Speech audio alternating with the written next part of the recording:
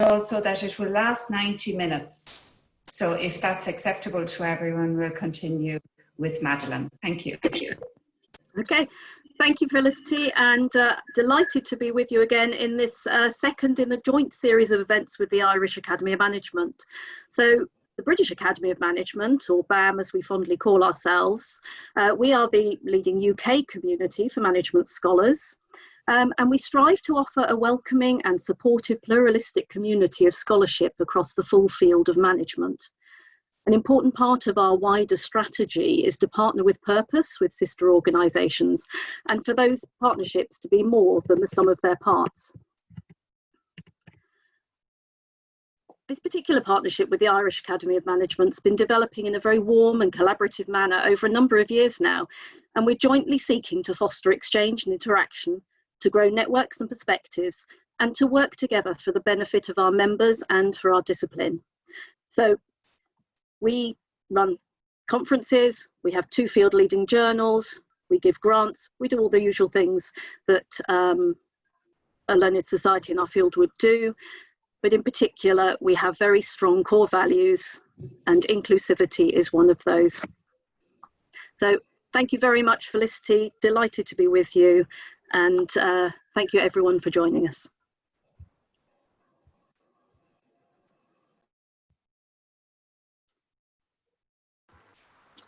Okay, so thanks very much. My name's Russ Glennon. I'm going to be chairing the session today, which is a very big honour. I'm very pleased to have quite a range of exceptional thinkers, I suppose, as opposed to speakers. Some of them pretty good at speaking as well. So thank you for that introduction, Felicity and Madeleine. And I think that there are a number of learned societies represented here throughout the speakers and you as attendees. And this sort of collaboration, I think, is much needed between societies. You know, we are not competing, we are all working together.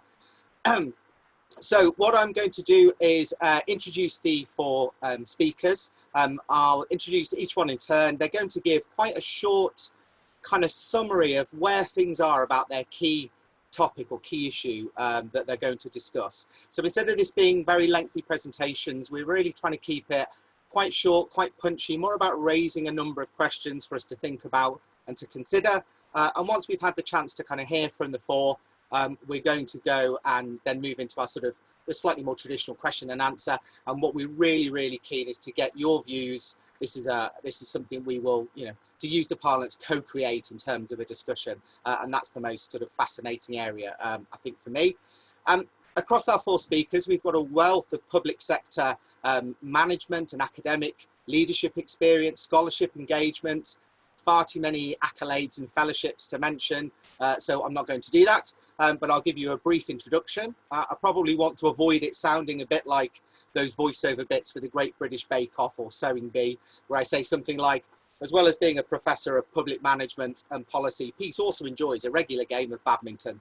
But I'll let them tell you if they want to about any of their hobbies. So with no further ado, we're going to move on to our first kind of brief snapshot, which is Professor Robert MacIntosh, Professor at Herriot-Watt University. He's head of the School of Social Sciences and chair of CABS.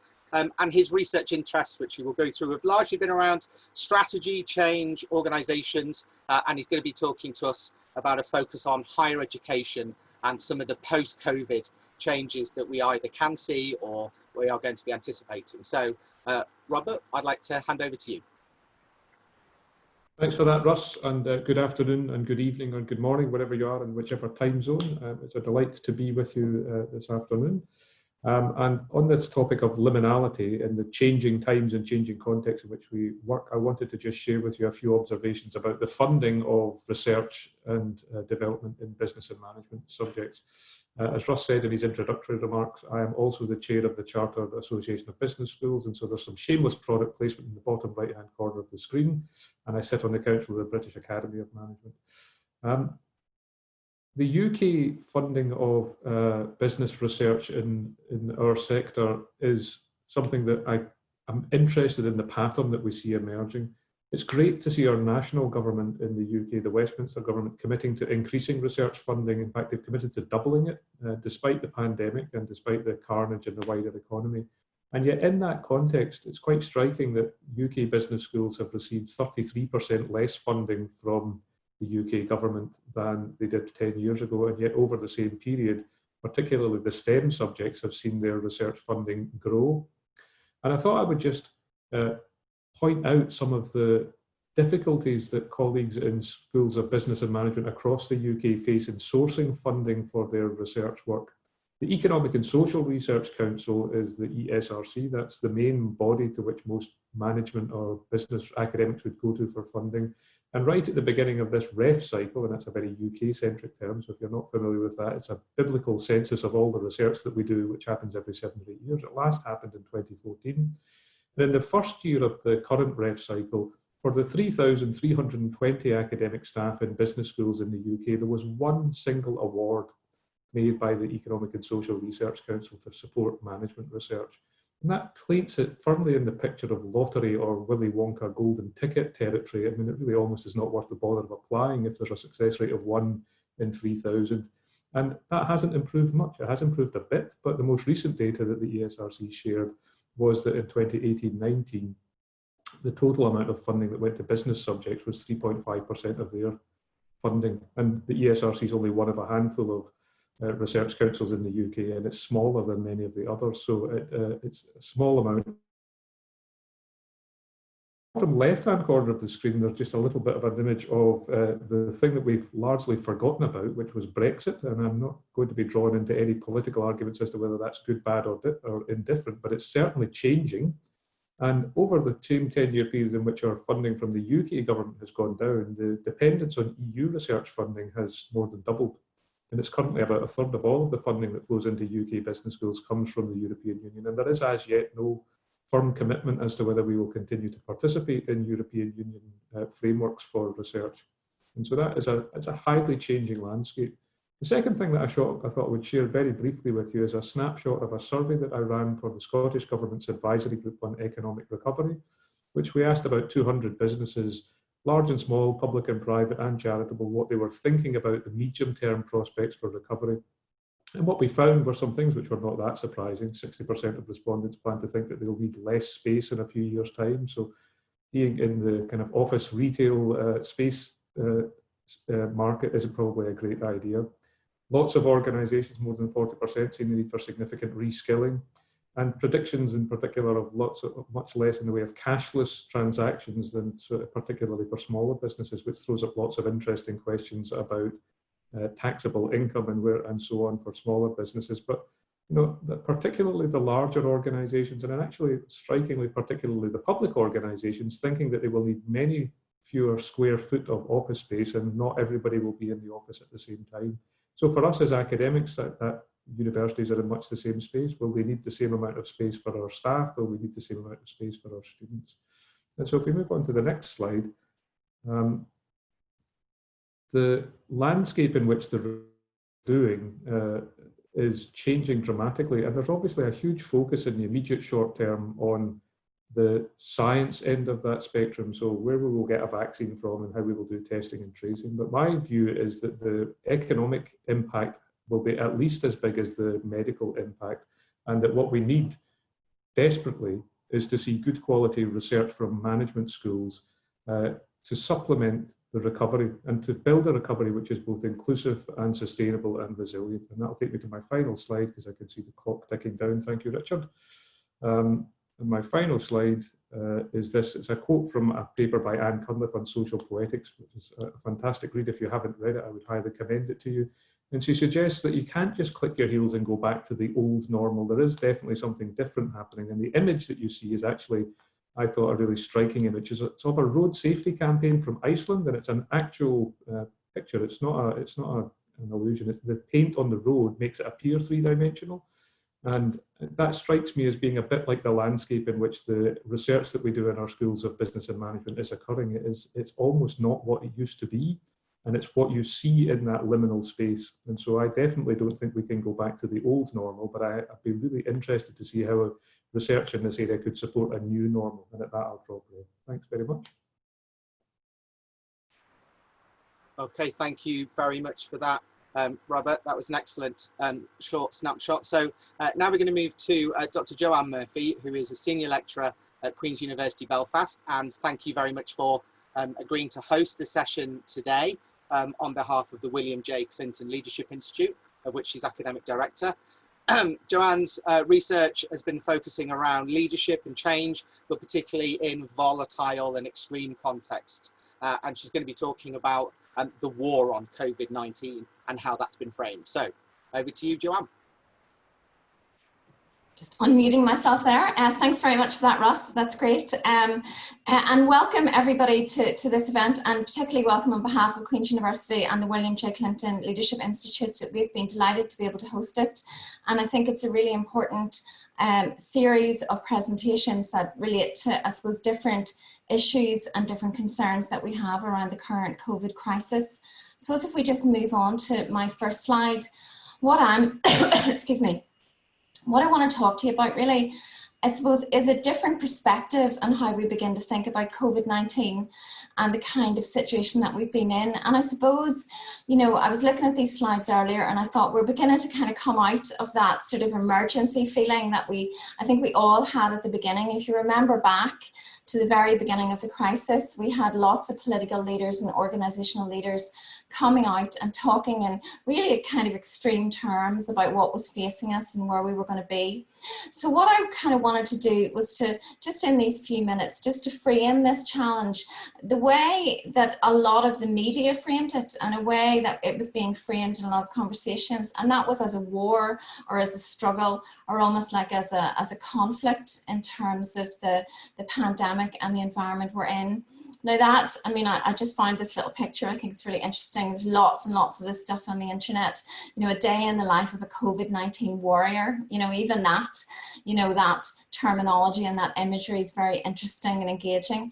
So what do we sort of know about the kind of environments that we've faced and the kind of emergency and risky contexts? Well, you know, the reality is, from the academic literature, we know lots and lots, and most of what we know, you know, comes from this really exciting and interesting literature around extreme contexts and the role of groups and teams and leadership within those contexts. So I suppose I wanted to talk a little bit about that leadership. I wanted to talk, I suppose, just a bit about, you know, why those contexts are so difficult, to try to put a little bit of a frame around that.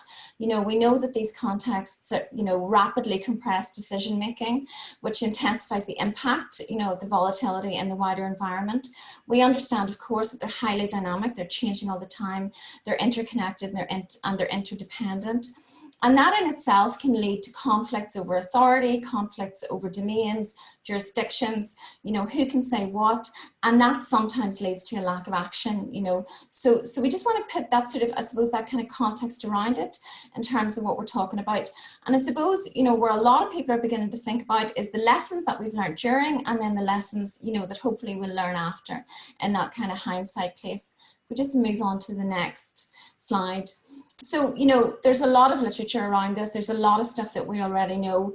I wanted to I suppose, talk a little bit just very quickly about leadership and the significance of leadership.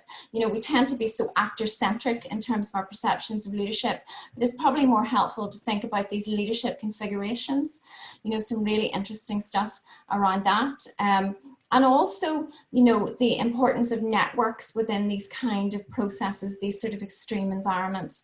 Just move on to the next slide. And I suppose I thought for me the most important thing to give you today was really a perspective from those people who have been in extreme environments like this and what they learned about leadership and working in teams. I've got a couple of pictures here. The first one is of a guy called Ismet Kumalik. Ismet Kumalik was the civilian administrator in a part of Dobrinja in Sarajevo that was almost entirely cut off during the Bosnian wars and the war in Bosnia. And Ismet Kumalik was fascinating because Dobrinja was one of the places that almost became self-sufficient. They grew a lot of their own food. They were able to build tunnels, 20 kilometers of tunnels around the neighborhood so people could move from one building to another to avoid sniper fire. And because he was the leader, he was carrying a lot of that stuff.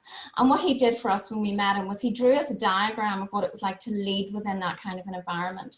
And he talked about the leadership pyramid being almost entirely inverted. It's a really kind of interesting quote. You're not that important. When you're the leader in that environment, you're carrying everybody else on your shoulders, you know, which is such a thing to think about in terms of the extreme environment we've been through. He also talked about the significance of organization. You know, organization is everything. You have no time, and when you don't have any time, you still have to make decisions. And when you don't have the time to think about those decisions, what you actually need is bravery and courage. And again, when we go back and we think about the early days of COVID, I think that's really resonant in terms of the environment we've been through. The other thing I wanted to say to you is this idea of cultivating a belief that we'll get through things. I've done some really interesting research in the Department of Foreign Affairs in Dublin, and one of the kind of things that you hear again and again when you interview the people in DFA, particularly in relation to peace processes and conflict, is they talk about the significance of having a duty of hope, which I think is a wonderful phrase, the idea that you have a duty of hope, a duty to yourself and a duty to the people, you know, within your organisation as well. So we just move on to the next slide. So what are the things that kind of help us move through these processes? We've spoken about them already. Very little time, unfortunately, today to go into any more detail. The significance of courage, you know, the courage to distribute authority, to acknowledge mistakes, to take responsibility for those mistakes, an awareness of resilience, whether that's organizational or personal resilience and all the stuff that's around that. You know, being able to cope with complexity, something that leaders find really, really difficult within organizations, particularly whenever there's a huge amount of volatility in the system. The significance of boundary spanners, and of course, I'd like to end on the importance of a duty of hope.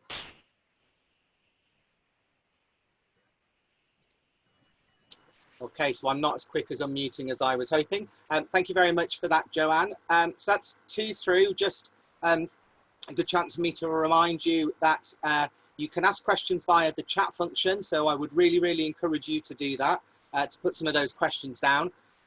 We've got a little bit of time after the 4 speakers where I'm going to get some interactions between the speakers about some of the issues that have been raised, and we'll try and draw some things together as a topic for conversation. So do, you know, make sure you get some questions down, and Felicity is then going to put them to the speakers in that session.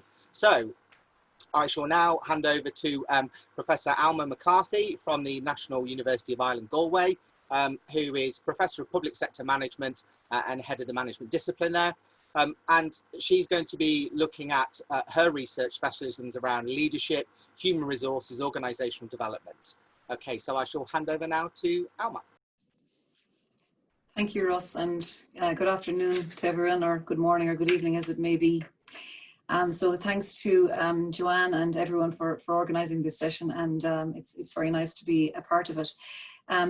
If you just want to move on to the next slide there, I'm going to speak a little bit about, I suppose, looking at public sector human resource management and how the human resources of the public service have responded to the crisis. And I suppose one of the things that has come out of COVID-19 is really looking at and getting us to start to think about and question how we value our public service and our frontline workers. And there has been a lot of debate and discourse about that. And certainly the value that we'll say nurses and doctors, police, Garda Síochána in the Irish context, cleaners, a broad gamut of workers that have to put themselves on the front line.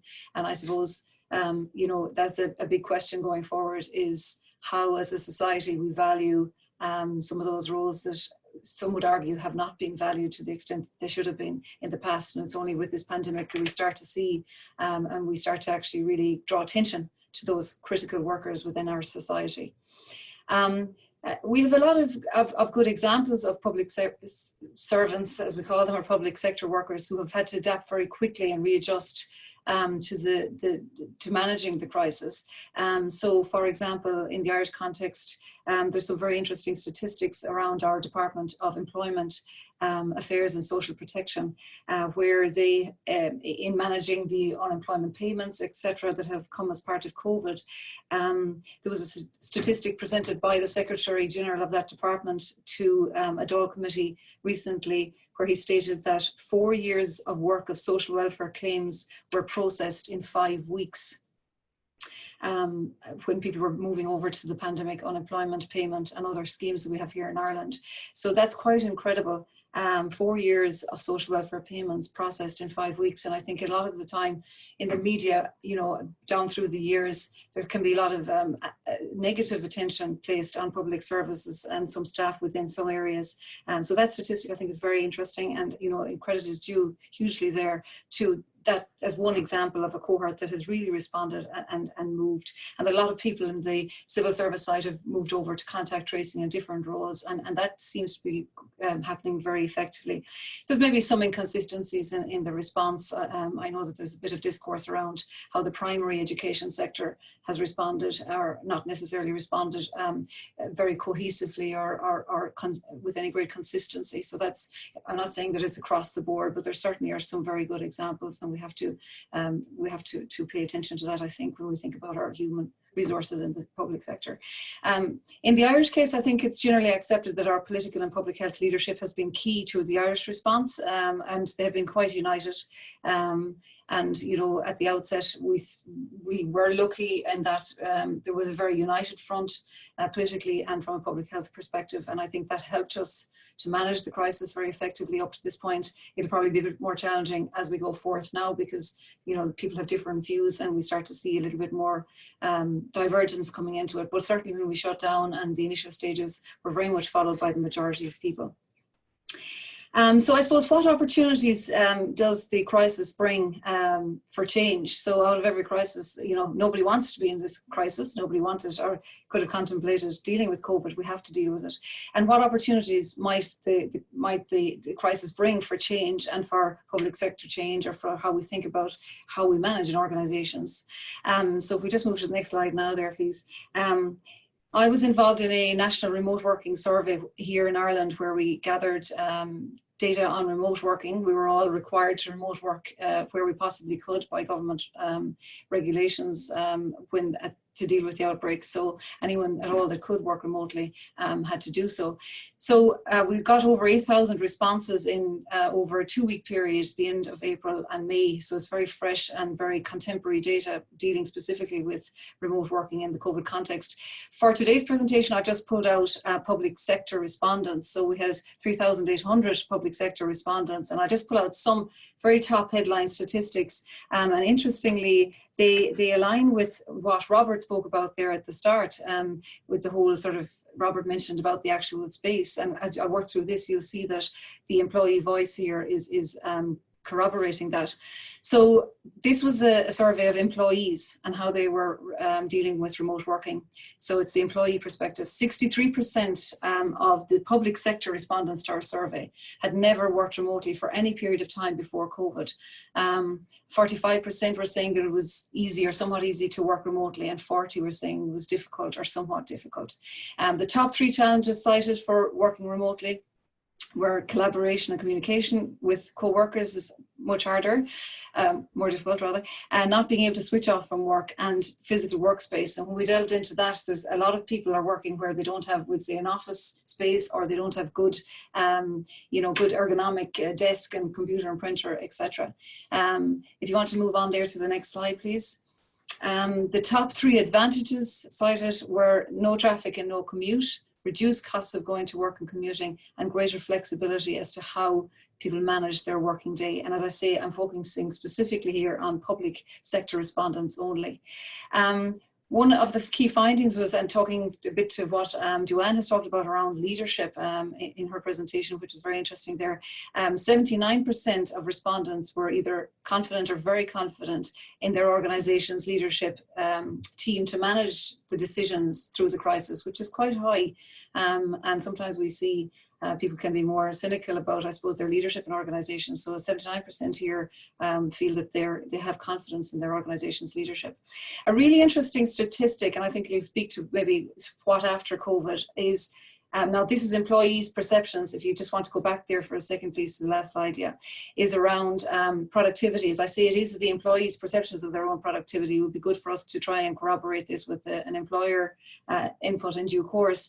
But 63.7% of respondents there are saying that their productivity is the same or higher. So that's really, really interesting. And I would say it's probably a very, very challenging time because we don't have the normal childcare supports, school context, elder care supports that people might have for anyone that has caring responsibilities. And that was quite a big percentage of the response rate. So, you know, 34% are saying that their productivity is about the same, and nearly 30% are saying that it's actually higher. Again, a very interesting statistic from an organizational perspective, organizational psychology and management perspective. And moving on to the last slide, I'm conscious of time as well. I suppose going forward then, what, you know, and I posed the question in the first slide, what can we learn or retain or sustain from the crisis? 80% of the respondents to the survey want to continue to work remotely post-COVID.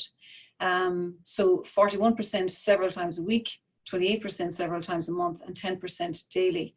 So 80% want to continue to work remotely, chiming directly with what Robert talked about there in terms of actual space and the idea that going forward, you know, how will organisations respond to this? 80% of employees in this national survey, and we have quite a big response rate, are saying they would like to continue to do so.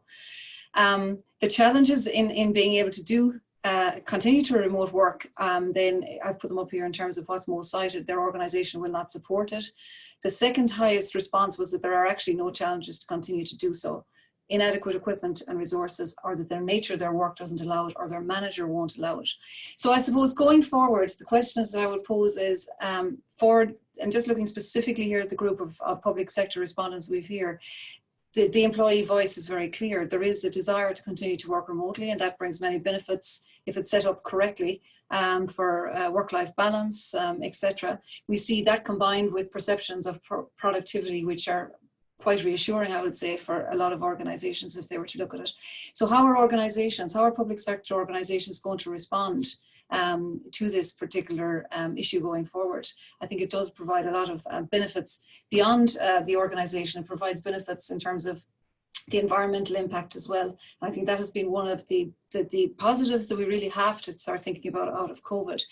Interestingly, the Irish government, the three parties have come together in the Irish context to vote. We know the outcome today. I haven't been following media now, but on whether the programme for government for the next 5 years will be, 4 years, sorry, will be ratified or not by all of the three parties that have come together. And in that programme for government, there is a commitment. The statement is that there will be a mandate for 20% of public sector employees to work remotely in 2021. So it's very interesting that has actually appeared, and remote working appears something like 12 times in the programme for government. So if that programme for government, and if that's voted in by the members of the political parties today, we potentially see a move at a government level to push for it. We see that employees now are looking for it, public sector employees, and then it's just around how public sector organisations can respond. So I suppose in linked with that, how can we sustain the resilience and build more effective and a more responsive public service? I've taken one particular lens here today, is just looking at the employee voice and looking at remote working, and maybe that's a new way to do things. One of the challenges we have with remote working in the Irish context is we had in the public civil service context, a decentralisation programme here nationally many years ago, and it has quite a checkered past. And I think that, you know, a lot of the time when working from home or remote working has been mentioned as a way to sort of maybe change how we actually work, and looking at where we work, the older notions of some of the challenges we have with decentralisation start to surface. But remote working, if it's managed properly, can actually be a really positive thing that we will come out of this, because we were forced into this social experiment. I'm not saying remote working comes without any challenges, not by any manner or means, but our survey has been very enlightening in looking at the potential opportunities and looking at the employee voice. And the last point I would make is that public service capacity development and people-centric leadership really is a key theme to come out of this. Joanne mentioned it, and speaks a bit to what Robert said as well. And the central place that our key public sector employees play is critical. I'll leave it there. Thank you very much. Okay, thank you very much, Alma. I'm now going to hand over to Professor Pete Murphy from Nottingham Trent University. Pete is Professor of Public Policy and Management and, excuse me, is also a REF panel member, so I'm sure he'd be delighted to answer any questions about the REF that you should have. We'll wait and see. And Pete is going to be looking at bringing on his experience around public service at central government and local government, and thinking about the sort of democratic and political operations. So I shall hand over to Pete now. And I've just experienced one of those challenges since my internet went down when Robert was speaking. Apologies for my colleagues who I missed. I just managed to get it back up. So if I repeat anything that my colleagues have said or contradicted them completely, then we'll resolve that later. But I'm just going to talk about the English policy landscape. Tony Blair had his 4 C's for best value. So I tried to come up with the 4 C's of the Johnsonian administration to date. The thing I came up with is that the policy landscape in England at the moment is complex. It is also confused. At times it is contradictory. And if I had to have a 4th C, I would say it has a casual affinity with the truth. So I'm going to talk about domestic policy, social, economic, environmental policy, and the direction of travel of Johnson's administration, with the exception of the fact that he's thrown a lot of money at COVID, and we have Brexit come along. There's not that much difference from the direction of travel that we've been going in under Cameron and May before him. But if you look at those characteristics that I've put up on the slide, we have the rise of populism both in the existing parties, existing policies, and in new parties. And we've gradually moved, as I think people have heard me say before, from an evidence-based policy making, which was the mantra, if not always the experience of the previous Labour administrations, to a policy-based evidence making, through policy-based evidence making to evidence-informed policy work. And now we have the complete evidence-free policy making, where public policy in England is largely being made on the hoof, more by fiat and decree. My colleague Pete Eckersley says there is a complete triumph of politics over policy. We've got the return of short-termism. The one other thing that I would pick off that slide is the endemic short-termism has undoubtedly led to underdevelopment and underinvestment in our long-term infrastructure. So we get to March 2020, and in terms of public health, what is England facing? Well, it's facing, for the first time for many years, falling life expectancy. All age, all cause mortality in England is going down. For the first time for many years, we have reversed the reductions in health inequalities, and health inequalities in England are rising again. As we've seen from COVID, we've underinvested, we've got underinvestment in our infrastructure, and we've got an overloaded infrastructure. And this at the time were the contradictory policy of the government in this area is to try and solve the great national dichotomy of moving towards integrated NHS and social care services. And we are supposed to see comprehensively across the country integrated care systems implemented by 2021. So if you just see how long it is since we've failed to be able to get a coordination, let alone integration of health and social care, you'll see just how realistic such an ambition is. And integrated care systems require some of the characteristics that I've given on slide 2. that your policy must be integrated policy and integrated delivery, and there must be collaboration between two. I'm not going to go through all of the bullet points on that slide because I'd take all of your time, but I went back to, before I became an academic in 2009, 2010, I went back to the direction of travel just before I left government as the director of local government. And I found a speech I was writing for the minister that was talking about the future trends that we would like, that the government at the time would like to see. And it isn't that much different from those characteristics on those slides. In my view, setting up the things that would have delivered integrated care systems and probably given us a much better response to the challenges of COVID have been for 10 years ignored. So what's the response? What has been the response of COVID? If you go to the next slide, my question would be, which of either set of these characteristics is likely to assert themselves, reassert themselves? Which of these characteristics are best deployed in response to COVID-19? And which characteristics are best deployed against a policy challenge that everybody must see the similarities which is long-term climate change and the challenge that gives us. Robert stated earlier a terrific conclusion for us, and I hope he remembered to keep it in his slide, otherwise this sounds as I've pinched it.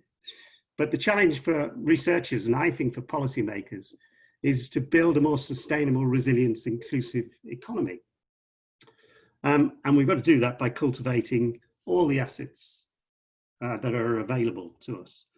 The problem I see at the moment is the politicians' response to COVID is characterised by the first slide, and the NHS, and to a lesser extent the local authorities in England, are characterised at least by the desires and the characteristics on the second slide. And thank you very much for listening. Okay, thank you very much, Pete. Okay, so actually I'm going to hand over now to Professor Robert Galavan from NUI Maynooth. And Robert is Chair of Strategic Management, and he's going to bring together, I think, some of the thoughts that we've had so far from the four speakers. Thanks, Russ, and hi everyone. Yeah, so I have two jobs really to do in the next couple of minutes. So this is about a 2-minute or 3-minute roundup. One is to do the little roundup, and the second hidden thing behind it is to give everybody a chance to ask some interesting questions in the background. So this is the couple of minutes to think back over the presentations we've had. Pop your questions in the chat, and Felicity will work furiously in the background to make sure that they get to the right speakers and that we're ready to go. And I think that might be the most interesting part of the session when we do that.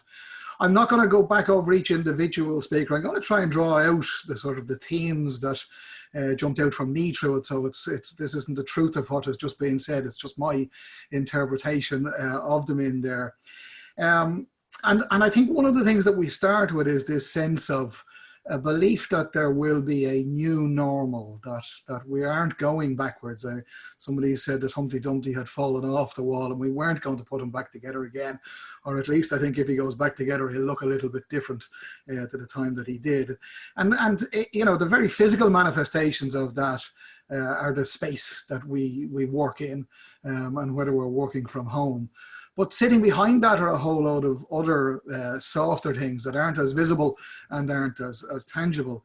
And over again through all of the conversations, we've heard about conversations about trust and about confidence in leadership. And also the way the system around us is changing, or at least our recognition of that is changing.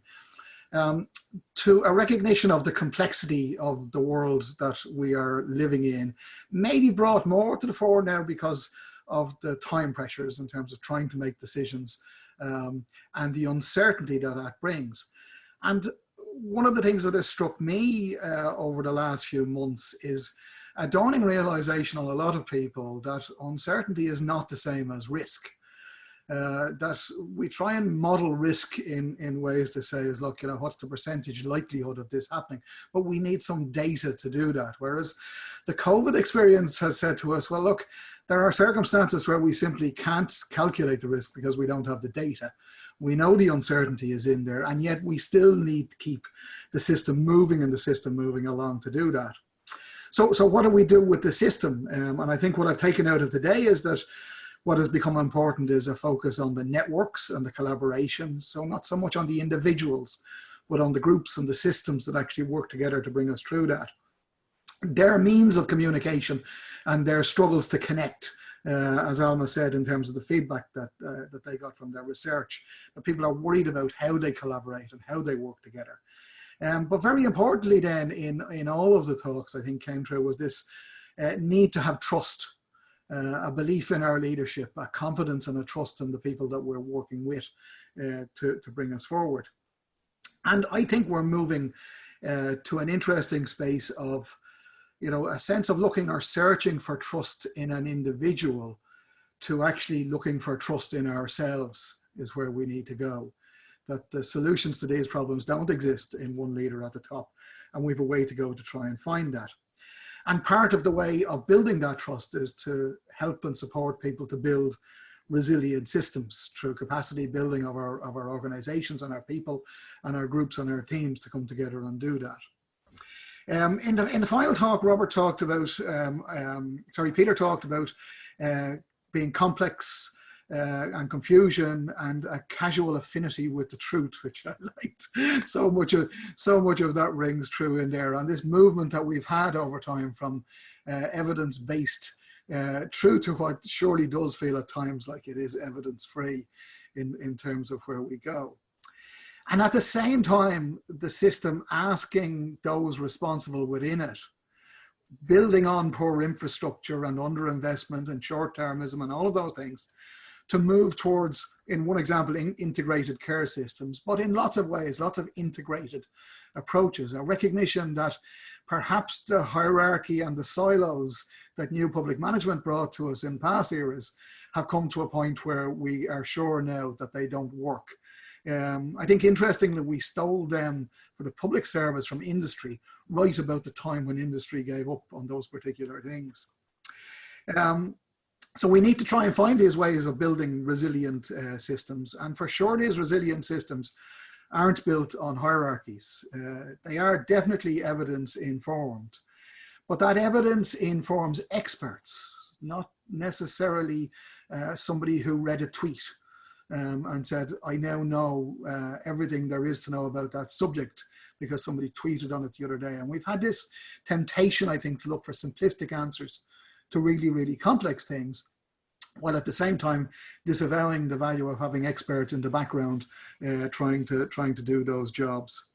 So I think maybe where we're at as a point coming out of this, and the opportunity coming out of this, is a recognition that we need systems that have trust built within them, that requires a sense of resilience inside that. And that maybe we could stop this silly search for heroic leaders that can give us certainty and bring us simple answers to all of our problems. And a recognition that it is working through the difficult, complex, uncertain, messy systems and messy problems that we've got that will get us there into the future. And that just because a politician gets up and shouts that they have the answer, it doesn't mean that they necessarily do. So that's what I took from it, a personal reading of it, not necessarily a reflection of all of our speakers, but a personal reading of what I heard come through today.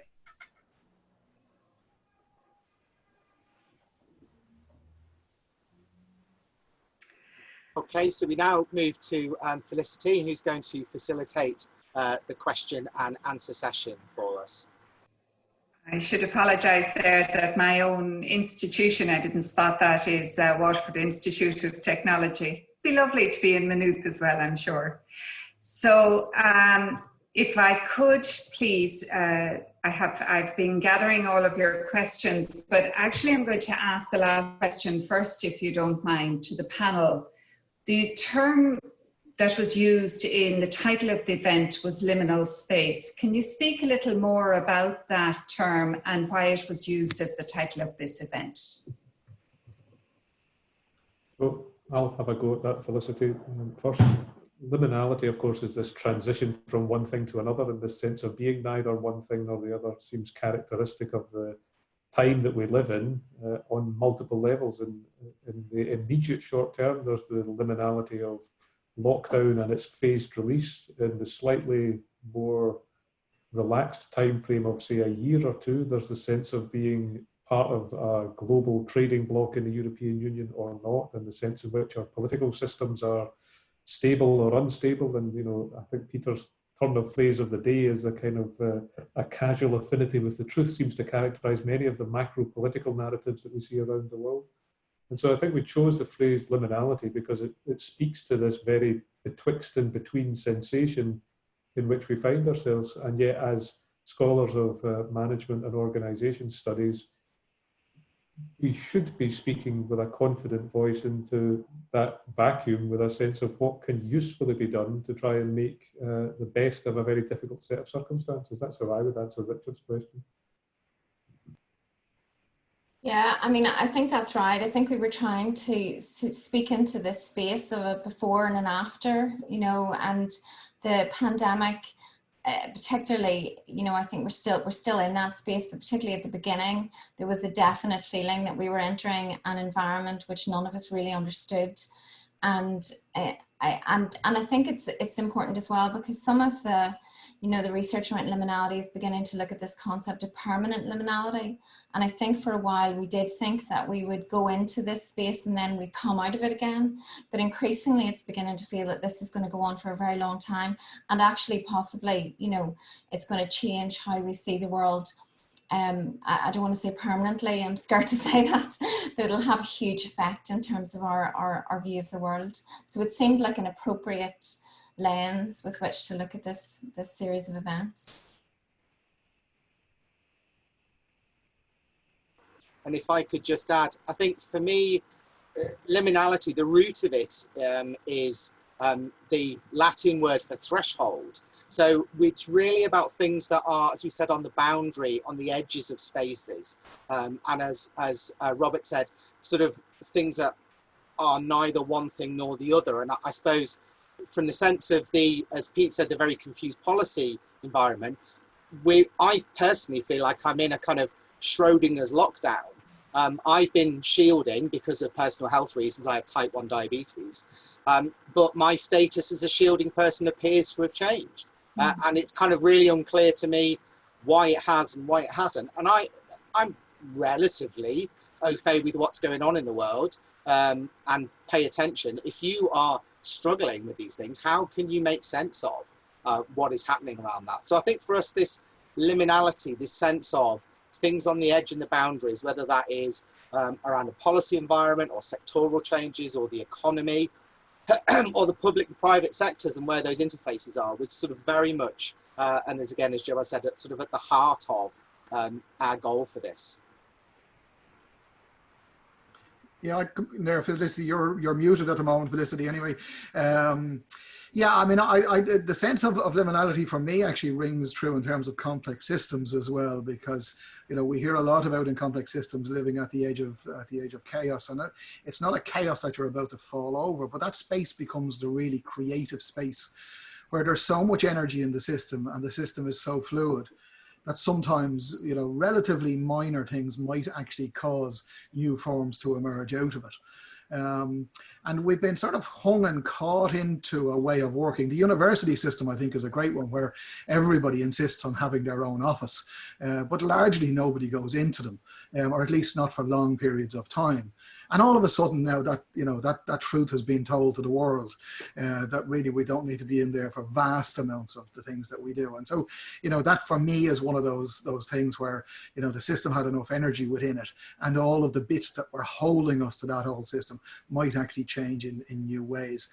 And I hope there's lots of opportunities in organizations to recognize that, look, there's just so much energy there now and so much fluidity, that we might actually switch into some new and interesting states where we go back maybe to trying to see the role of management and management research to a large extent as trying to figure out how to improve people's lives and not just trying to figure out how to drive productivity. Interestingly, the conversation line in terms of the chat has spoken about this concept of new normal. And the next question asks about what can be normal in this liminal space. I think it's a nice continuation of the commentary around that.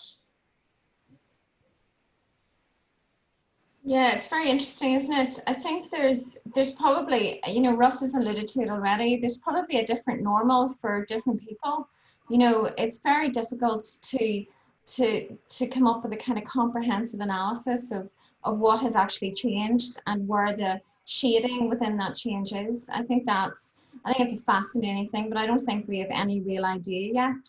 You know, we keep hearing about second waves, we keep hearing about, you know, regional outbreaks and really what's going to happen next. We're no further forward in terms of a vaccine. You know, we seem to be moving forward in terms of treatments, which is fantastic news. But, you know, big issues the issues that are emerging are around the kind of health consequences in the long term of people who contract the virus. So really, really complicated, but it is definitely a different type of normal. You know, whenever I kind of think about it, Margaret Atwood has a fantastic quote in one of her books about events that change the passage of time, you know, and that's what this feels like. You know, she talks about marriages and deaths and wars, but this is kind of something similar, I think.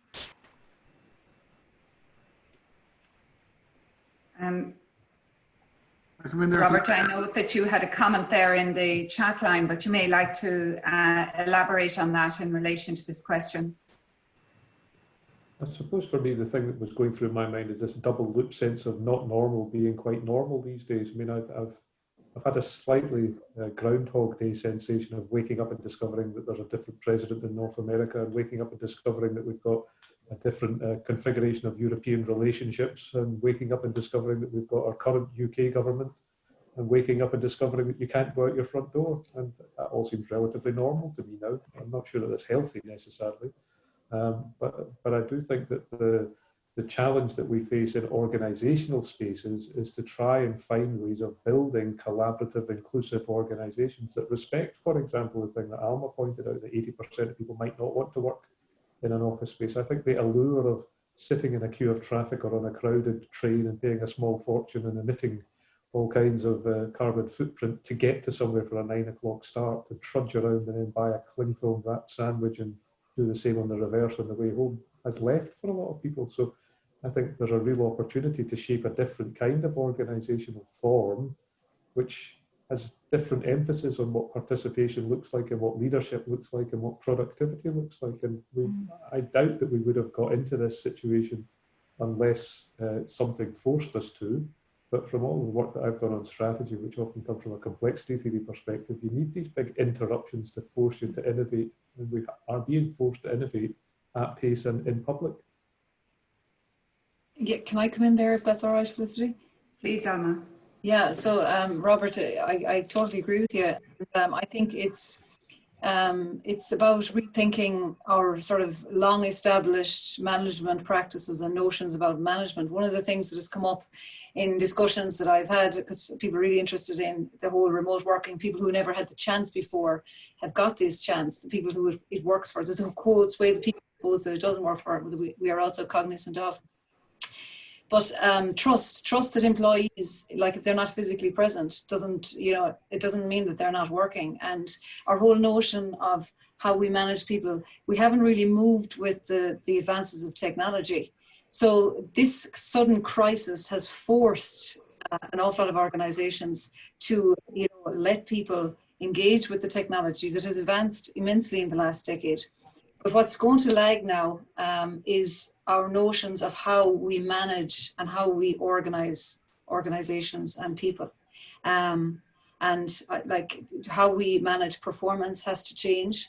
The sort of you're present at work equals or is correlated, it doesn't equal, to productivity. You know, that was never the case in reality, but still our old notions of not giving people flexibility were somewhat based on that. Trust that people will do their best, where even if you can't see them, they might be working elsewhere, but they're doing their best. How we define tasks that people have to do, not about time. And a great quote that I heard in one of the debates that I was involved in is that, you know, work is not a place we go to, it's a thing we do. And I think that, you know, for organizations and managers and leaders, I think there's a huge mindset change required for us to kind of make that leap now, because technology has enabled us to do things very differently.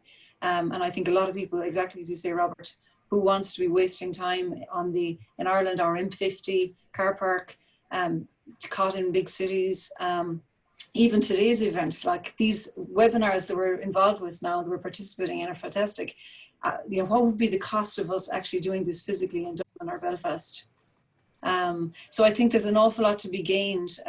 My fear, though, is that the pendulum kind of will swing back. Unfortunately, that is a risk that is there. But I think that there's a lot of things that we've been forced to do, and gives us the opportunity to test things that weren't tested heretofore.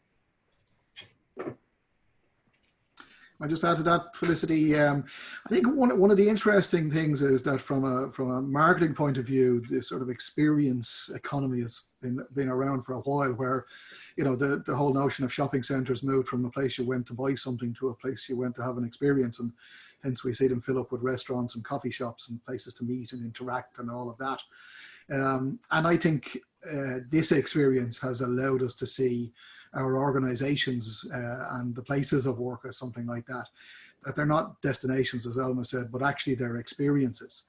And there's certainly a younger group coming through that want a very different experience. They want to experience work as a part of their life. They want it to match their values. They want it to be a part of who they are and allow them to express themselves. And what the technology allows them to do now, very clearly, is to work remotely and in different places, not just from home, but to actually work for organizations that previously they mightn't have considered working for because of their physical locations.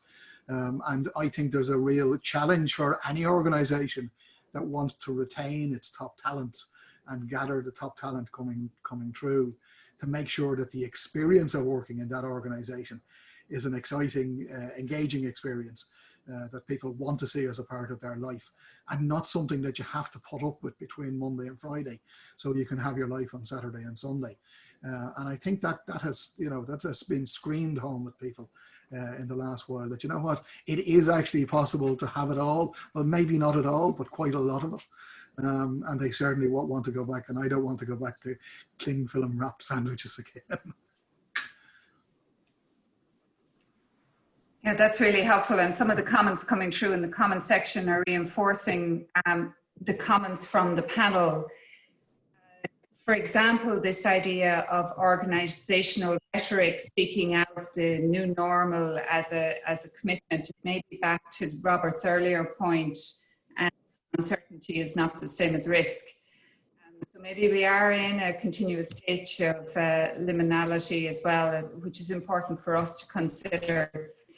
The next question is specific to the survey data presented by Alma. If I could ask, were there differences, Alma, in the responses of employees in other sectors to home working? So were there differences between private and public sector, or public and third sector? Yeah, I just spotted that now, so I've taken out the full report for everyone, and largely or briefly the question, the answer really is no. So for the entire population, which included public, private, and third sector, 83% want to work remotely for some or all of the time. So 83 versus 80 just for public sector. And, you know, the stats are very similar for whether is that a couple of days a week or is that a couple of days a month, or so, yeah. So it's you know, very similar statistics, and even the issues that are posed are the same in terms of the challenges and benefits. So I suppose, you know, I didn't see any difference really at a sectoral level, to answer the question. And thank you for that. That's really helpful. And in terms of the wider context of the collaborative impacts, if 20%, for example, of the public sector workforce are going to be working remotely in the longer term. This goes to Marian's point as well in terms of this idea of remote workers. What is your sense as to the impact this is going to have on those individuals, but also on the potential for those individuals to collaborate fully with their colleagues? Yes, so what we're seeing in the data is that it's a blended model, kind of a blended version that is absolutely the preferred approach, so that you would be some days at home, some days in the office. Because one of the challenges, of course, is the collaboration and some of the innovative ideas that come from, you know, the coffee conversations and the when we bump into people or meet people physically in one place. So I think that helps everybody, and it also helps the issue of isolation and feeling maybe engaged and connected. So I think that if we move to more of a blended model rather than wholly remote working, that kind of addresses a lot of the challenges that are there at an individual level and at an organizational level. But it is a big mindset change, and it's a change in how people are going to manage, how organizations manage that. The other challenge is, you know, that has been discussed, is we're all working remotely now. So everyone's experience, well, those of us, for example, in this context, most people, their colleagues, are working remotely also. So it's the same for everybody. It does become more challenging when some people are in the office and some people are out. So it does require a new way of thinking, and it's not straightforward, but it certainly does provide benefits to, you know, our survey there, what people are looking for. You know, the whole debate on work-life balance has been there for a long time, and people are really responding that it helps with managing childcare and things like that. That having that flexibility would really, really help. So that's just maybe a brief overview on that one.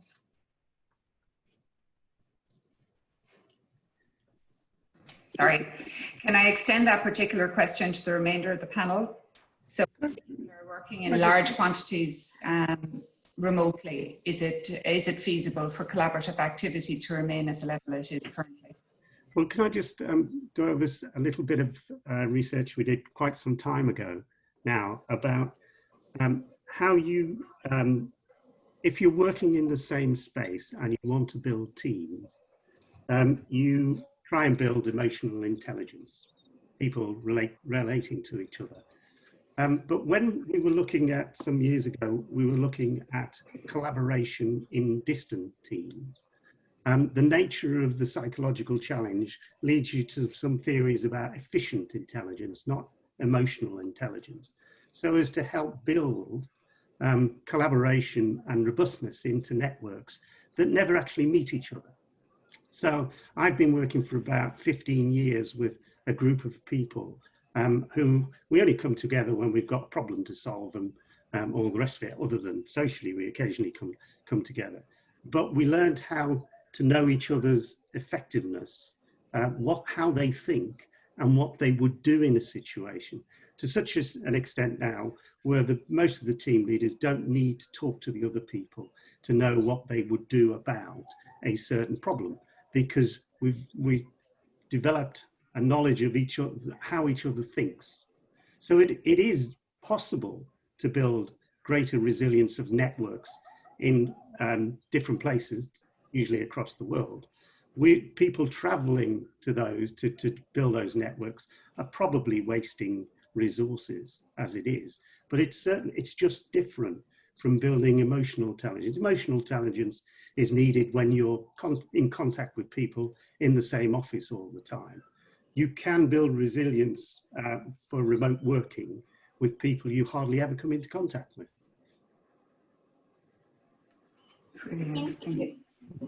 If I can just maybe just jump in there just for a second, I think there is an issue too about all the other crises that face us, not least the climate crisis, which is coming very, very, very quickly, or melting very, very quickly down the road at us. And the idea of more remote working, less travel, you know, being able to connect in different ways. I think we were all, certainly I was kind of skeptical about being able to do this amount of work online in these different ways. But, you know, you get onto it very quickly. And of course it's different, you know, Pete is absolutely right in terms of that. But we do, you know, there are other things too, you know, not least the climate crisis, not least Brexit, which we've forgotten about, you know, all of these kind of big things that have to be taken into consideration as well. I suppose it's, what is it being called now? Build back better, I think is the terminology. Robert, you had a comment? I suppose for me, the issue around, for example, remote working and the effectiveness of teams and our ability to build relationships and so on in cyberspace as opposed to real space, it's a different form of the liminality that this conversation started around. You know, the ideas of what it takes to be an effective team were developed by people before technologies of this type existed, and of an age where that's what they grew up doing. So they're self-fulfilling prophecies of saying, well, knowing people means that you've got better chemistry with them, means that you can get more effective relationships with them. I look at my children and I watch that they've grown up immersed in this technology, and they see the actual thought of speaking to a real person as just one of a range of options that they have, and that they will watch television whilst using at least 2 other electronic devices at the same time. And I think we've been engaged in this mass experiment where a group of people who haven't had that experience, i.e. people of my age and upwards, have been forced into that situation and have discovered that actually it's not that bad. I mean, some of the people on this call I knew before this call, and it's been a delight to see them again, and others on this is the first time I've met them. And I'm not that fazed by the difference of the collaborative relationship. And I'm struck by the extent to which it's enriching, and it reduces borders, and it takes away sense of place. And it gives me personally and selfishly the privilege of spending my time with my loved ones without the commuting and so on. And I appreciate that. So I see only opportunity in that. And one of the questions that came up earlier in the chat facility was, what's that going to mean, for example, in relation to manufacturing? As somebody with a manufacturing engineering degree long ago, manufacturing is one of those things which is still going to require some people some of the time to be in a place. You know, and of course you could 3D print things, but you know, the assembly of things is different than the assembly of ideas or other types of work or paperwork or information. And so I think we're going to see a schism away from the sort of manufacturing versus service sector to what kinds of job are place specific, and they exist in manufacturing, but they also exist in hospitality and tourism, and you know, and what kinds of jobs are placeless. They could happen in this space, and so I think that's a really exciting place. I think so, and I think it segues nicely into what that question was. So the question that was posed by the audience was, do our presenters feel the new normal, in inverted commas, will be largely based upon technologies such as Zoom and file sharing? And if so, how would that fit with the UK and equally Ireland Open for Business banner in terms of manufacturing and service sectors? So I think what Robert has started there is an insight into Alma's point that work is not a place, it's what you do. So I think that there's great potential there. It also, there's been some talk on the chat function around the benefits of local versus international, and the example given there was the PPE equipment. If the panel would like to speak to that in terms of the sense of local, international, global engagement now that we're in a COVID environment.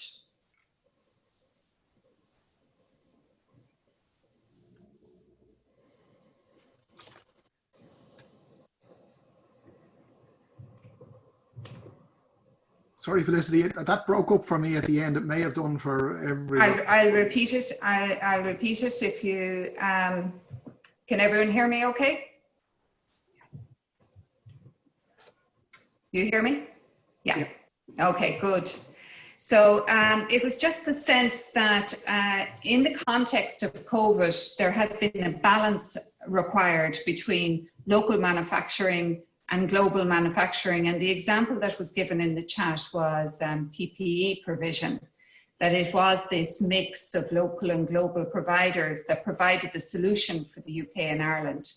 So in the context of what Robert and Joanne and others have talked about in relation to this new normal, what is the potential there for the balance between local and global now that we have this capacity for remote engagement? Yeah, I'll kick in on that if you like for a second. There are two things I think, and they're different for different sectors. So the manufacturing one is probably the more challenging one to think about because of the physical manifestation of it, and you either do things locally or globally and not both at the same time, as you sometimes can with services. And you know, our drive to move manufacturing effectively to low-cost places has just been driven on that. Just get the cost down on it, and it's been pretty dramatic in terms of what we've been able to do. But what's happened perhaps in the last 10 or 15 years, maybe even a little longer than that in terms of the manufacturing, is that manufacturing at high volume and high quality has become a really advanced art form and science form, and that art and science now lives often beyond the shores of America and the EU, and what we're seeing now is, well, so what happens when global is no longer global and we actually do have barriers to physically transport and need stuff. And I think what we'll see over the next decade is certainly in Ireland, I imagine the UK will do it on its own and the EU will do it, is to start looking at the resilience of the EU and the local systems to be able to survive any further shocks to the system like that. So what do we need to have capacity for and capability for locally? Not necessarily that we're doing the manufacturing, but at least the skill sets are somewhere within a geographical boundary that can be reasonably quickly accessed when we need them. We were sort of with the PPE stuff, in some ways we were let off the hook on that one because we were able to use existing capacity in other industries where their markets had died completely. So we were able to move to people who had skill sets to manufacture other stuff, and we were able to use them to switch into PPE. But had that been on top of a demand for something on top of the existing demand, we would have been in even more trouble. So you know, it needs a sit back at a more national level to have a look at the challenges that we face in keeping our systems resilient and not letting skill sets drift completely off our shores. Yeah, I agree entirely with what Robert was saying. In fact, I was going to talk a bit about resilience and the need for resilience and the need for capacity. But I still see that going back to sustainable development goals, to be honest. But the one point I'd say on top of that really was we've all become a lot more positive about skills and abilities to create local solutions and frankly, we've become more positive about local communities. The other thing that we've tended to see is that we've all become a lot more aware of international needs. You know, that it brings the sheer rise of COVID in places like Africa that's still to come and Latin America means that we're much more aware of those developing world's needs. And they're going to get worse if you get these integrated crises. Those disparities are not going to be helped by an integrated crisis. So to me, it comes back to this business about trust and integrity, trust in what we're doing, but in the integrity of our leaders. And what I worry about is what happens if we don't get that trust, if we don't have leaders who we think are publicly orientated or personally have high levels of integrity. Then we're into an awful surveillance society and all sorts of stuff. So I know that's a bit of a ragbag of comments, but I do think that we've got to take the best out of this and learn the lessons. Obviously, it's pretty obvious. But I do think there are some very clear, obvious lessons that will be easier to learn in the future or easier to assimilate. We've just seen the world almost focused on one issue wherever you are in the world for several months. And the one issue that I'm banging on about it again, but the one issue I think we need to focus on for a lot more than 3 months is climate change. So I do think there's an opportunity to bring that to the front of all recovery policies for the, not only for the UK or Ireland or the or the EU, but if we've got to see this is the opportunity to embed green development goals. It's a very good point. Yes. Can I follow on from what Peter was saying? Please, Robert. I think that there are some traditional dichotomies that we tend to fixate on about local or global and manufacturing versus service and so on. And I think what the crisis is doing is making us think of slightly more relevant dichotomies. So local, global will take on a particular flavour in my view, and it'll be around local enough to be resilient. And so, you know, shortening supply chains and your ability to do things without requiring to fly your guacamole all the way from Mexico, you know, can you do it locally? Those things are going to change in people's attitude. The other thing that I think is really going to change, which I mentioned earlier, is this idea of work which is place and work which is not place. And so, you know, the types of engagement with organisation will change. And then I think the third of those big dichotomies which are new to us is the difference between trusted and not trusted. I'd be really interested in the views of the people who are listening into this conversation. How many of you have thought, God, I wish we lived in New Zealand? Not because it's a beautiful country or they're great at rugby, but because they appear to be competent, you know. And I think there's a generational issue around trust in what governments tell you. It does seem to me that the newspaper footage that we've seen over the last day or two of the beaches of the UK is like a mass experiment with game theory and prisoner's dilemma.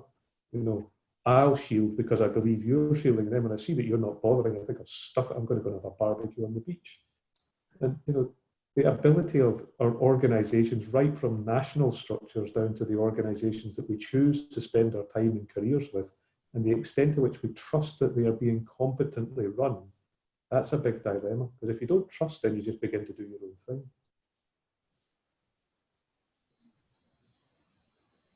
Very good point in context. I'm conscious to get to all of these questions, so we just have two others, and also that we finish on time. So the first of these, in summary, because there's quite a bit that I've unpacked in this question, so apologies if it isn't as intended, but in summary, citizens have become more aware of the powers that governments have. While Wales and Northern Ireland is mentioned in the question, it's equally true of the Republic of Ireland, and I'm sure it's equally true of the other participants' nationalities or countries in which they're resident. So the question is, should we be analysing the impacts of these variations in the powers of government more systematically as a community? I come in there. Thanks, Alma. Yeah, I suppose it has been very, very interesting watching different countries and how they respond. And as an island nation that's impacted by a lot of travel coming in and out, you know, people are, if those who are interested are tuned in to what other countries are doing, especially as we open up now, talking about air bridges to certain countries, concerned whether we're going to import cases back in and all of that. And I think what has been very interesting to watch is the impact of, you know, political leadership and the example that's being set. And, you know, I think what we see now that something like how this pandemic is being managed at a country level, a national level, is really, really important. You know, we're part of the EU, and that's obviously a very important player, but how we responded at a national level was very, very important.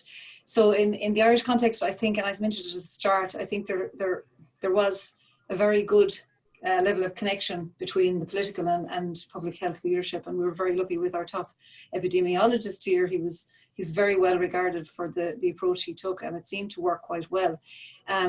Looking abroad then at other countries, without necessarily naming them, you know, where there is that lack, I suppose, of coherent leadership, consistent messaging, you can see that citizens they don't come together as well. So it's a real challenge, the national level leadership. And I think there is a lot to be learned by looking at that and looking at countries like New Zealand and the stance that Jacinda Ardern took, and the very strong approach there. It's kind of spoken about in a positive light. And, you know, if we look to the United States, you see a great division between the president's approach and what governors are trying to do at state level. And it's very, very problematic in the United States, you know, and I've family living there, so there's firsthand insight in different states there. So, you know, I think it's a very interesting question.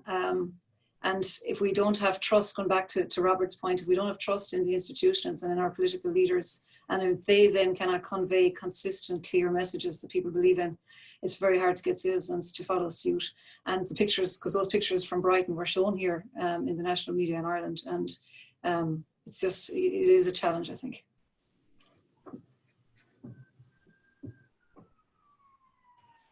If I could just maybe come in there, I mean, I think there is a huge amount of interest in terms of how countries have managed the pandemic differently, and also how regions and these islands, I suppose, have maybe taken different responses at different times. I think, you know, Northern Ireland was sitting in this liminal space, you know, between GB and the Republic. And it was very interesting, you know, to observe different responses, you know, so, you know, and I mean, we've spoken about this, you know, offline, but the idea that there were clearly some border communities that decided to go with the response in the south rather than to go with the response in GB. But again, very informally, you know, so it was incredibly interesting to see the kind of movement that there was, and also I suppose the difficulties around a political response in that situation. You know, you saw old divisions rise their head very, very quickly, but eventually people coming together. So really interesting and a fascinating thing, I'm sure, regionally, you know, all over these islands.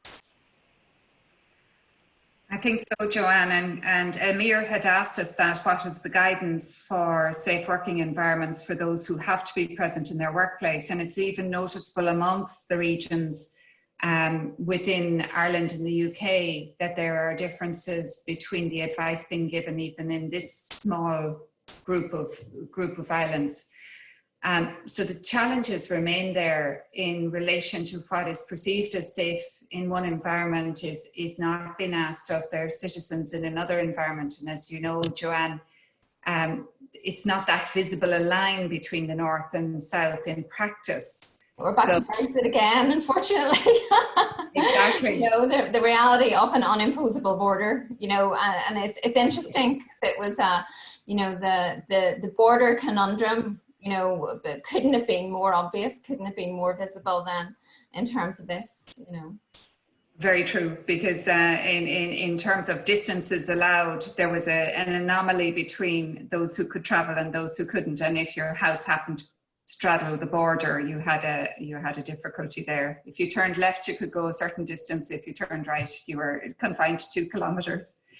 Although there was quite a lot of amusing cartoons in the newspapers and in the media around a hard border and the need for a hard border very quickly. So it was, particularly whenever cases looked like they were rising in one part of the island and not the other. So it, you know, it's very interesting, but it just shows you that these things do not respect borders, as we know. No, and it comes back to Alma and Robert's point, and others from the panel in answer to Amir's question, is that it is about trusting the government for doing the best for the community, and it is about the community taking ownership of the guidance. So we're seeing that kind of anomaly created in each of our communities as a result. So the difficulty of the tensions of a guideline versus a law and or a regulation is also coming into interplay here. So these are the challenges around our world as much as around the wider communities we're working in. Unless there are comments in relation to that particular point, I have one other question, if it's acceptable. You're okay. So this question was raised much earlier, but I felt it was a good encompassing question as a completer. How important is it to review what we all did during the crisis when and if it ends?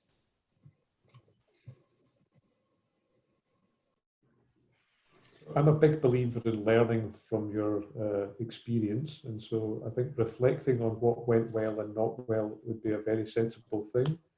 It's not, I would be less inclined to treat that as an holistic, singular thing. I think that there will be phases of, you know, what could we learn from how abruptly we went into lockdown? There will be phases that we could learn from about how we have adjusted to what we saw initially as temporary, and if it does go on for a lot longer, I mean, there's this scientific confidence that there will be a vaccine, but you know that there may not be. And if it does go on for a lot longer and normalizes in a new way, there'll be a process of learning from how we've transitioned to that. The things that I'd be really interested in as an organizational scholar are the organizing processes and decision-making and governance issues and the kind of collective willpower of organizations to survive remoteness. That seems to me as an interesting topic, and I really look forward to reading in our journals those organisations and case studies that seem to have done better. But the thing that really fascinates me in the medium to longer term, and that I see as at least as worrying a challenge as some of the other climate change and sustainable development goal challenges that Peter and Joanne have talked about, is can we emerge out of this crisis with a nobler sense of inclusivity, sustainability and resilience in our organisational forms. You know, the lockdown and pandemic is described as being a singular experience when it definitely is not. If you're stuck in an underprivileged part of a city with less resource and less social capital and poorer broadband connectivity and impoverished, you're having a very different experience than elsewhere in the same town, city, region, country. And I think that the inequalities that Peter talked about as health inequalities when he was speaking earlier, there's all kinds of inequalities in our society and they're not healthy, they're not good for us. And so it's about trying to level up the bottom end rather than trying to focus on the most glamorous end of the top end of that for me. I think because this is an event that's sponsored by two learning societies, the whole objective of those learning societies should be to try and maximise learning out of this pretty fertile experience we've all been engaged in. So to me, it's appropriate subject to finish on, because if anybody has got the responsibility for thinking about what are the lessons that have come out of this, then surely learned societies around public management have, if nobody else.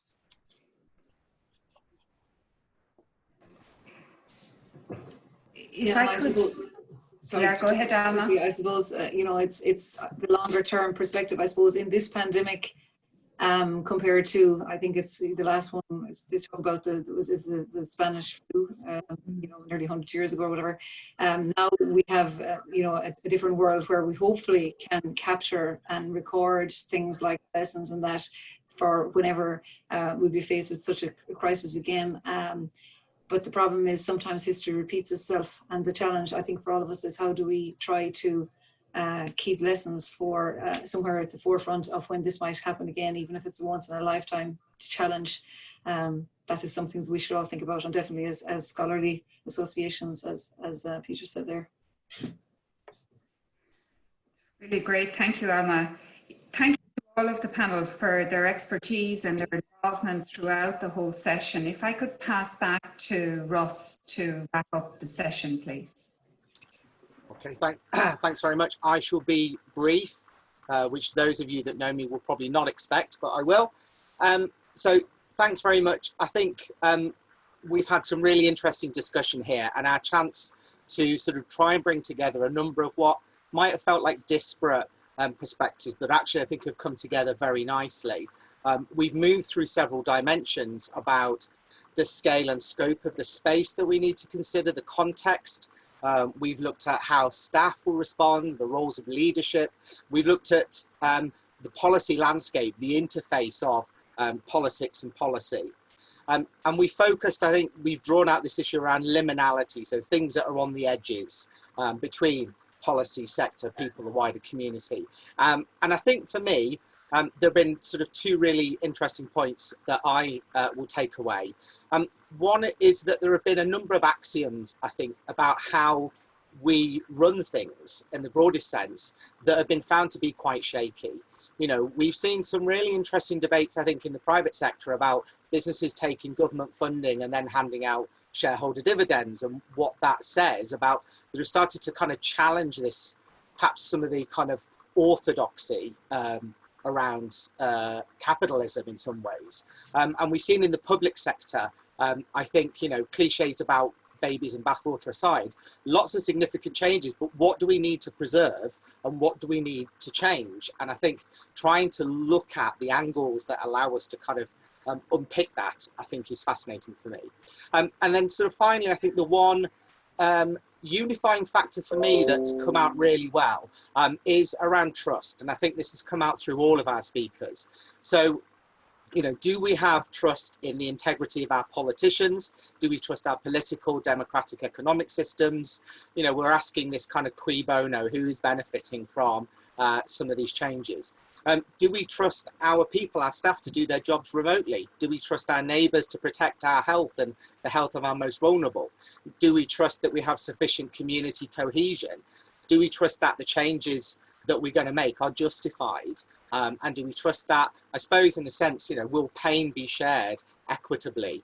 And maybe one of the questions I might finish with is, you know, do we trust that 2 computer screens in my home setup is enough for this new normal? And the answer to that is no, I don't. I need to get some more. So I really will just finish now, and I'd like to thank all of our contributors. So Felicity Kelliher, Madeline Barrows, Robert MacIntosh, Joanne Murphy, Alma McCarthy, Pete Murphy, Robert Galavan. Richard Jeffries has been essential, has sort of kept quiet, but has been behind the scenes making the whole thing work, along with Rachel Lauder and all of the team at Queen's who've hosted. And again, thanks again to the William J. Clinton Leadership Institute for hosting us here. And I think finally, I'll embrace my Irish heritage. I'm 2/4 Irish, and I'll become Russ Glennon, I think, for the next time. So I think my very one last thought is, I'll say, is perhaps one of, I think, the most well-known leadership management thinkers in the world today, Jerry Springer, used to say, you know, until next time, take care of yourself and each other. And it's been a real pleasure. Thanks, Russ. Thanks, Russ. Thanks, everyone. Thank you. Good night to me. God go with you, I think. Yeah. Thanks, folks. I once heard that in the deaf community, jazz hands is a way of kind of applauding, for obviously for people who hearing That's difficulties. true, yeah. That's And true. I really like that for Zoom things, that, you know, everyone kind of does jazz hands. It's nice. Plus, I like making people do jazz hands. Well, I can confirm that that is indeed in sign language rapturous applause, Russ. So. Excellent. Well done, everyone.